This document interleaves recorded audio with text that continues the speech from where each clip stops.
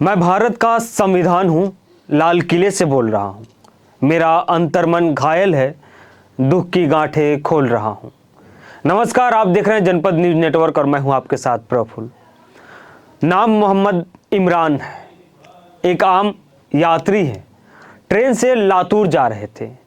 हाफिज पेट station के पास करीब train में सवार 20 लोगों ने उनकी धार्मिक पहचान देखकर, उनके सर पर टोपी देखकर उनकी पिटाई कर दी।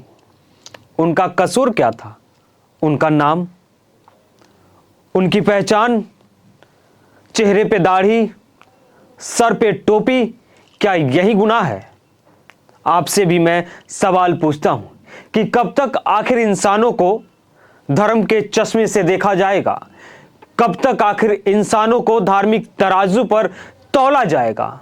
कब तक इंसानों को मजहबी लकीरें खींचकर बांटा जाएगा? आखिर ऐसे लोगों पर सरकार कब लगाम लगाएगी?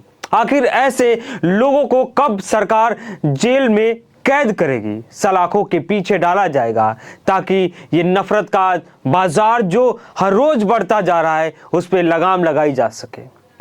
सवाल सिर्फ सरकार से नहीं है, सवाल सिर्फ एक इंसान से नहीं है, सवाल किसी मजहब के ठेकेदारों से भी नहीं है, सवाल सबसे है, सब पर वाजिब भी है कि जिसकी नज़र जहां पड़ती है ऐसे लोगों पर आखिर लगाम क्यों नहीं लगाते, उस पर क्यों नहीं रोका जाता है उनको? और सबसे खराब बात कहूं या तमाशा भी लोगों की कहानी सुनाऊं या उन साहसी लोगों की तारीफ करूं, कुछ समझ में नहीं आ रहा है। जब मोहम्मद इमरान को वो 20 लोग मार रहे थे तो कुछ लोग उनको बचाने भी आए। कुछ लोग ऐसे भी समाज में अभी हैं जो मोहम्मद दीपक बन जा रहे हैं, मोहम्मद कुलदीप बन जा रहे हैं, जहां पे मजहब को दरकिनार कर मानवता को बचाने के लिए आ जाते हैं। लेकिन ये नफरती लोग जो बचाने आते हैं उन पे भी टूट पड़ते हैं। वही हुआ उस ट्रेन में। मोहम्मद इमरान को जब लोग मार रहे थे तो कुछ लोग बचाने आए, उन्हें भी पीटा गया, उन्हें भी ये नफरती लोग अपना शिकार बना लिए। ये सिर्फ एक व्यक्ति पे हमला नहीं है, ये सिर्फ एक व्यक्ति पर हमला नहीं है, ये हमारे संविधान की आत्मा पर हमला है। ये उस भारत माता के सीने पर हमला है जिसके 4 सिपाही कहे जाते हैं, सिख, हिंदू, मुस्लिम, ईसाई। ये किसी एक मजहब पे हमला नहीं है, ये किसी एक इंसान जिसके सर पे टोपी हो, चेहरे पे दाढ़ी हो, उस पे हमला नहीं है, बल्कि इस नफरत का शिकार हर रोज कोई ना कोई होता है। वो हिंदू भी होता है, दलित भी होता है, सिख भी होता है, ईसाई भी होता है, पंजाबी भी होता है। ये नफरती लोग कब किसको निगल जाएं किसी को मालूम भी नहीं चलता है।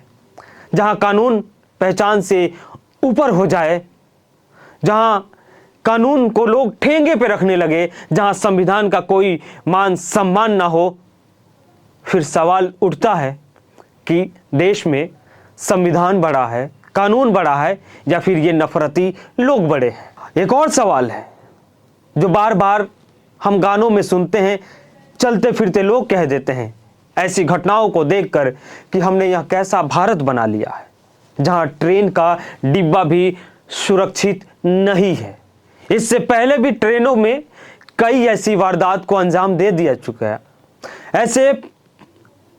इससे पहले भी ट्रेनों में कई ऐसे घटना हमारे सामने आई है जिसमें मजहबी पहचान को देखकर उसे मार दिया गया है, किसी को पीटा गया है, किसी को मौत के घाट उतार दिया गया। जहां इंसानियत की पहचान उसकी सुरक्षा तय करती है, जहां इंसानियत की पहचान तो यही कहती है कि उसके धर्म के आधार पर, उसके आस्था के आधार पे उसे सम्मान मिलना चाहिए, सुरक्षा मिलनी चाहिए। लेकिन अब वो भारत नहीं है, हमने एक दूसरा भारत बना लिया है। इस घटना के बाद अगर हम आज भी चुप हैं तो कल ये आग किसी और तक जरूर पहुंचेगी।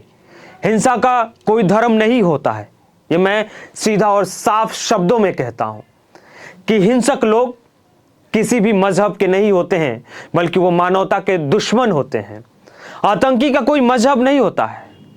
इसी तरीके से नफरत फैलाने वालों का भी कोई धर्म, कोई संगठन नहीं होता है, बल्कि उनका एक ही धर्म होता है, समाज में, देश में आतंक फैलाना। भीड़ कभी न्याय नहीं करती है, भीड़ सिर्फ डर पैदा करती है, भीड़ सिर्फ लोगों में दहशत पैदा करती है। इसीलिए ज़रूरी है कि इस भीड़ पर लगाम लगाई जाए। सवाल सिर्फ इमरान का नहीं है, सवाल यहाँ हम कानून की बात कर रहे हैं, सवाल उस देश की कर रहे हैं जिस देश में हम सब मिल के रहते हैं। क्या हम कानून के देश में रहना चाहते हैं या भीड़ के देश में?